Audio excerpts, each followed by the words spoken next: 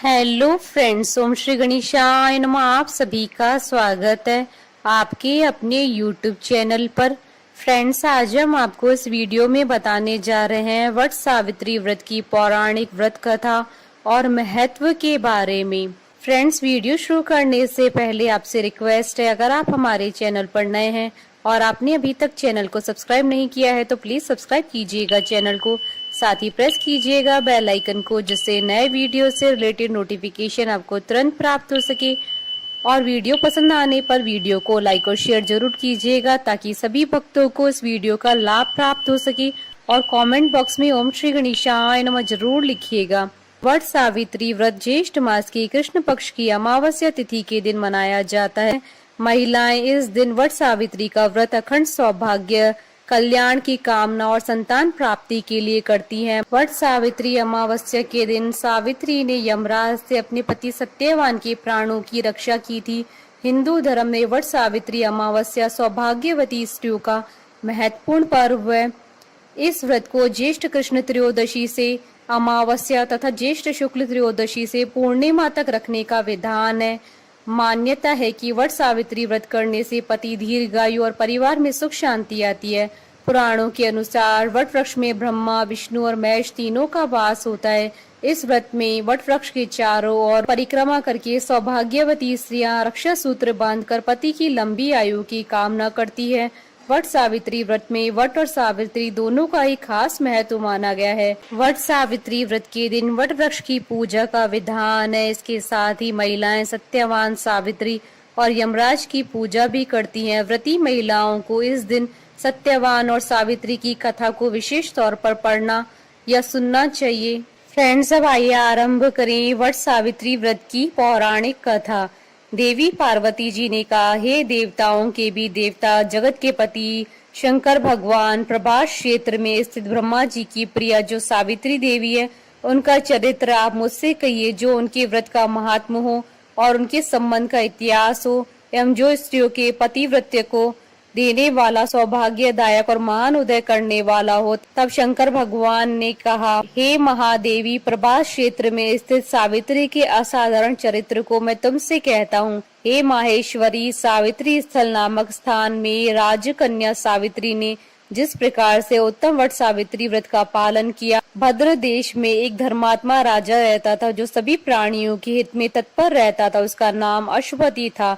धर्मात्मा, क्षमाशील, सत्यवादी होने पर भी राजा संतान रहित था। एक समय वह राजा प्रभास क्षेत्र में यात्रा करते हुए पहुंचा और सावित्री स्थल पर आ गया। वहां पर राजा ने अपनी रानी के साथ इस व्रत को किया, जो सावित्री व्रत नाम से प्रसिद्ध सभी प्रकार की कामनाओं को पूर्ण करने वाला है। भूर्भुवस्व इस मंत्र की साक्षात मूर्ति बनकर स्थित श्री ब्रह्मा जी की प्रिया सावित्री देवी उस राजा पर प्रसन्न हुई। कमंडल को धारण करने वाली वह सावित्री देवी दर्शन देने के बाद पुनः अदृश्य हो गई। लेकिन देवी के दर्शन के पुण्य से कुछ दिनों के बाद राजा अशोपति के घर देवी के समान रूप वाली कन्या का जन्म हुआ, जो देवी सावित्री के अंश से उत्पन्न हुई थी। देवी सावित्री की प्रसन्नता से प्राप्त तथा सावित्री की पूजा करने के बाद उत्पन्न कन्या का नाम भी सावित्री रखा गया। वह राजकन्या देवी लक्ष्मी के समान शोभित होती हुई बड़ी होने लगी और धीरे धीरे सुकोमल अंगों वाली वह कन्या यौवन अवस्था को प्राप्त हुई। नगरवासी उस कन्या को देखकर यही समझते थे कि वह कोई देव कन्या है। कमल के समान विशाल नेत्रों वाली एवं तेज से अग्नि के समान प्रज्वलित होती भी वह सावित्री महर्षि भृगु द्वारा कहे हुए सावित्री व्रत को करने लगी। लक्ष्मी के समान सुशोभित होने वाली वह कन्या एक दिन देवी सावित्री की पूजा के बाद पिता के पास खड़ी हो गई। उस समय पुत्री की युवावस्था को प्राप्त हुई देखकर राजा ने मंत्रियों से सलाह किया।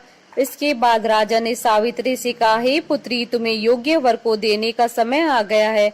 मुझसे कोई तुम्हें मांगने के लिए भी नहीं आता और मैं भी विचार करने पर तुम्हारी आत्मा के अनुरूप वर को नहीं पा रहा हूँ। अतः हे पुत्री, देवताओं के निकट मैं जिस तरह से निंदनीय ना हूँ वैसा तुम करो।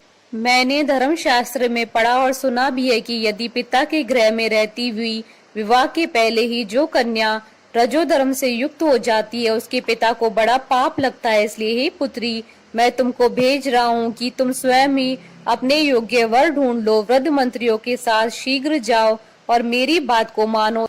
इसके बाद आप जैसा कहते हैं वैसा ही होगा। ऐसा कहकर सावित्री घर से निकलकर राज ऋषियों के साथ तपोवन की ओर चल पड़ी और वहां पहुंचकर माननीय वृद्ध जनों को प्रणाम करके सभी तीर्थों और आश्रमों में जाकर पुनः मंत्रियों के साथ सावित्री अपने महल को लौट आई। यहाँ सावित्री ने पिताजी के साथ देवर्षि नारद जी को बैठे देखा। आसन पर बैठे हुए नारद जी को प्रणाम करके मुस्कुराती हुई जिस कार्य के लिए वन में गई थी सारी बातें कहने लगी।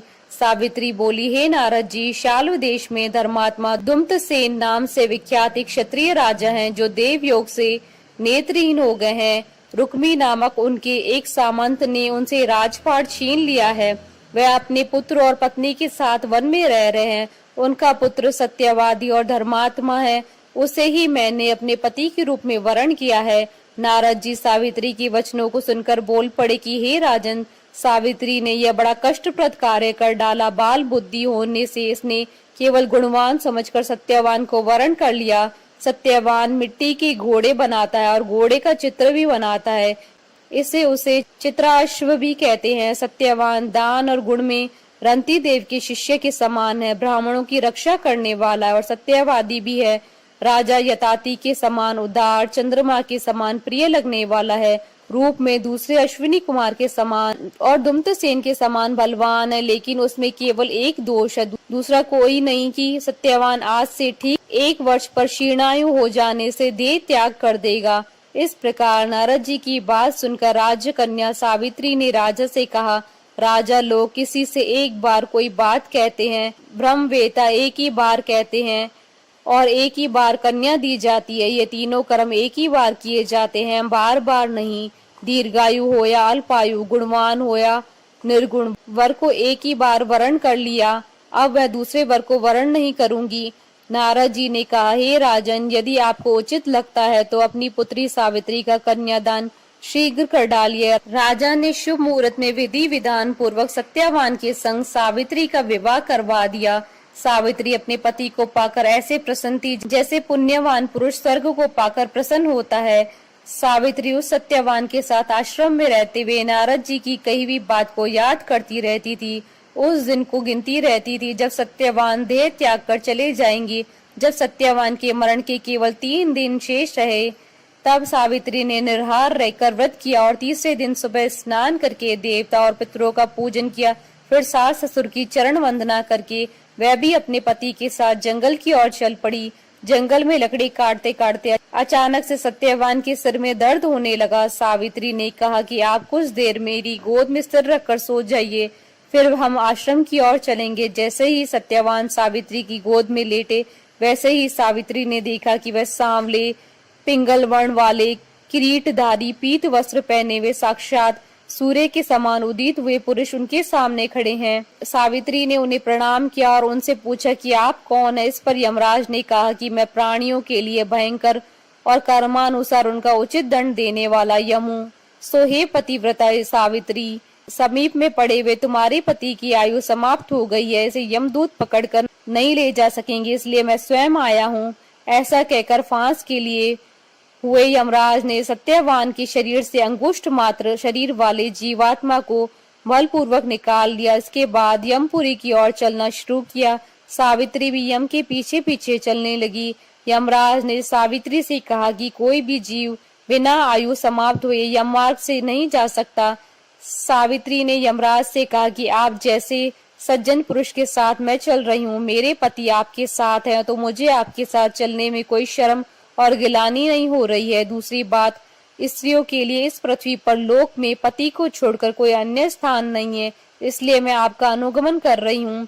सावित्री की मधुर बातें सुनकर यम ने कहा कि मैं तुम्हारी बातों से प्रसन्न हूँ, इसलिए जो इच्छा हो वर मांग लो। सावित्री ने तब यमराज से अपना खोया हुआ राज्य, सास ससुर की आंखों की रोशनी और 100 पुत्रों का वरदान मांग लिया। अपने वरदान के जाल में फंसकर यमराज ने सत्यवान की आत्मा को मुक्त कर दिया और सावित्री को लौटा दिया। सावित्री पति के साथ अपने आश्रम लौट आई। सावित्री ने सावित्री देवी का व्रत किया, जिसके प्रभाव से उसके सास ससुर की आंखों की रोशनी लौट आई। इनका राज्य भी मिल गया, 100 पुत्र हुए। इस प्रकार सावित्री सत्यवान चिरकाल तक राज्य सुख भोगते रहे। अतः पतिव्रता सावित्री के अनुरूप ही प्रथम अपने सास ससुर का उचित पूजन करने के साथ ही अन्य विधियों को प्रारंभ करे। वट सावित्री व्रत करने और इस कथा को सुनने से उपासक के वैवाहिक जीवन या जीवन साथी की आयु पर कोई भी संकट नहीं आता है और उसे अखंड सौभाग्य की प्राप्ति होती है। कथा अधूरी हो तो पूरी करना और पूरी हो तो मान रखना। बोलिए सावित्री माता की जय। हमारे साथ इस वीडियो में अंत तक बने रहने के लिए आपका धन्यवाद। ओम श्री गणेशाय नमः।